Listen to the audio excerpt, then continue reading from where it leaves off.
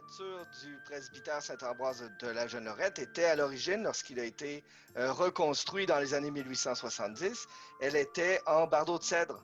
Donc, chaque petit bardeau était découpé et placé sur la toiture, un peu comme le recouvrement de certaines maisons encore aujourd'hui. Et cette toiture a eu une vie dont on ne connaît pas précisément le moment de la fin, mais cette toiture donc a été changée avec une toiture à baguettes. Donc les grandes baguettes de bois là, qui servaient à avoir une toiture assez solide. Baguettes que l'on retrouve d'ailleurs sur le toit de la galerie tout autour du presbytère et qui servaient à retenir la toiture et à supporter les coups, les chocs qui sont causés par la neige, la glace qui tombe du toit supérieur. Et donc, en 1937, on a rénové en fait le presbytère assez fortement, assez largement, et la toiture a été refaite à la canadienne.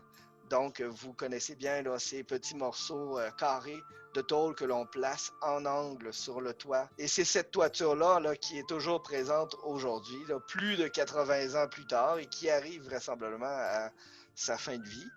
Et cette toiture, donc à la canadienne, va éventuellement devoir être changée puisque elle arrive au bout de sa vie. Habituellement, on parle d'une centaine d'années pour une toiture à la canadienne, mais donc autour de 80-85 ans, c'est toujours une très belle vie pour la toiture.